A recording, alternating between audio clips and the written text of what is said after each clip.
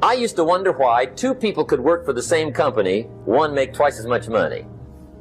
Now see, that used to puzzle me. And maybe they were the same age, graduated from the same school, live in the same community, work for the same company, with the same products and the same services. They've got the same traffic, the same problems, and one makes $1,000 a month, the other one makes $2,000 a month. Now that was my puzzling question.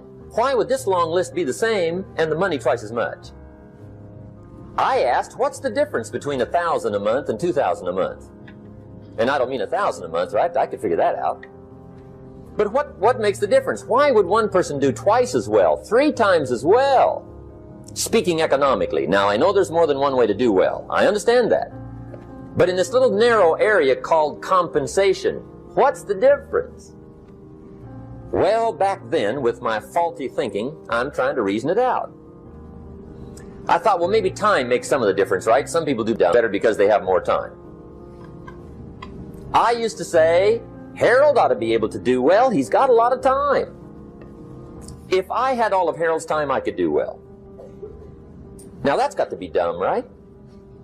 Number one, you can't get somebody else's time.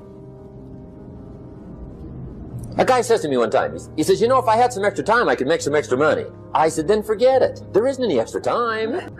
Now, if you can't get more time, which you can't, what could you get more of that would make a difference in economic results? And here's the key word. Make it a part of your notes. We're going to consider it tonight. The word is value. And I have a little phrase for your notes. Value makes the difference in results. Value makes the difference. You can't get more time, but you can create more value. Now, here's the first lesson of economics. Everybody should learn it from the time they're old enough to understand what a dollar means, how to earn one, how to get one, how to keep one, what to do with it. First lesson of economics. We primarily get paid for value. That's lesson 1. Bringing value to the marketplace, that's how you get paid. Let me give you the 4 major lessons in life to learn. Here's 4 majors. It's good to study the majors. In our weekend seminar we teach, some people don't do well because they major in minor things. You've got to be on the lookout. At the end of every week, end of every month, you've got to check, make sure you're not spending major time on minor things. We go through that whole series. Majors and minors. Now, let me give you 2 phrases before we get to the 4 majors. This will set it up and you'll see where I'm going. 2 key phrases for your notes. Here's the first one. Life and business is like the changing seasons. That's the first phrase. Life and business is like the changing seasons. One of the best ways to describe life, it's like the seasons. Frank Sinatra sings, life is like the seasons. Now here's the second phrase. Very important. You cannot change the seasons, but you can change yourself. And see, that's how life gets better for you. Not by chance, but by change. Now, here's the 4 major lessons in life to learn. I've got my first book finished. Came out a couple of weeks ago. This is in it. The 4 major lessons in life to learn. Here they are. Number 1, learn how to handle the winters. That's lesson 1. They come right after falls with regularity. Some are long and some are short and some are hard and some are easy, but they keep coming. You must learn to handle the nights. They come right after days. You must learn to handle difficulty. It comes right after opportunity. You must learn to handle recessions. They always follow progressions for the last 6,000. See, it isn't going to change. The lesson you must learn is how to handle it. And there's all kinds of winters, right? The winter when you can't figure it out. The winter when it all goes smash. The winter when it turns belly up. The winter when it won't work, when you've run out of money and you've got a broken heart. See, those are winter times. There's all kinds. Economic winters, social winters, personal winters. When your heart is smashed in 1,000 pieces and the nights are unusually long. Your prayers seem to go no higher than your head. It's wintertime. You can't get rid of January by tearing it off the calendar. But here's what you can do. You can get stronger, you can get wiser, and you can get better.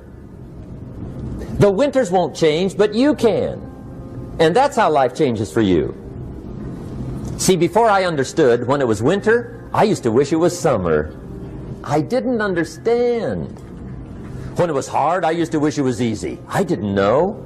And then Mr. Schoaf gave me a part of his very unique philosophy when he said, "Don't wish it was easier, wish you were better." See, that triggered my whole life change. Here's lesson 2. Learn how to take advantage of the spring. That's the second one. Spring is called opportunity. And spring follows winter. What a great place for it. If you were going to put it somewhere, that'd be the place to put it, right after winter. And pray tell, how often does spring follow winter? Every year with regularity, 6,000. You can almost count on it. See, opportunity always comes.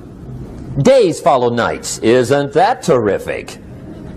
Opportunity follows difficulty. But here's what you must learn to do. Underline these 2 words in that key phrase. Take advantage. Underline those 2. You must learn to take advantage of the spring. See, just because spring rolls around is no sign you're going to look good come fall. You gotta do something with it. Now here's what else you must do. Take advantage of the springs quickly, because there's only a few. Just a handful of springs have been handed to each of us. They don't come forever. Life is fairly brief. So you got to read every book you can get your hands on what to do with your springs while they're here. And take advantage, they soon run out. Here's the third major lesson in life to learn. Learn how to protect your crops all summer. You got to take care of what you start. Sure enough, as soon as you've planted your garden in the spring, the busy bugs and the noxious weeds are out to take it. And here's the next bit of truth. They will take it unless you prevent it. And that's the third major skill to learn. You've got to learn to prevent the intruder from taking all the good you start. It's one of the challenges. Here's 2 key phrases under number 3. First one, all good will be attacked. On this planet. Maybe not the next one we get to, but on this one, all good will be attacked. Every garden will be invaded. Not to think so is naive. And here's the second phrase. All values must be defended.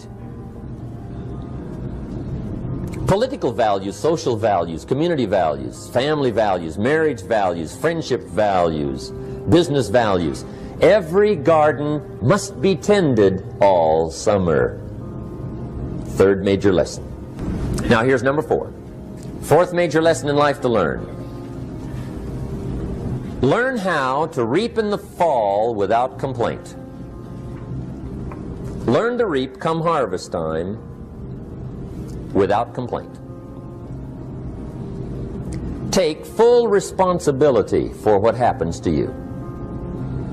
It's one of the highest forms of human maturity, accepting full responsibility.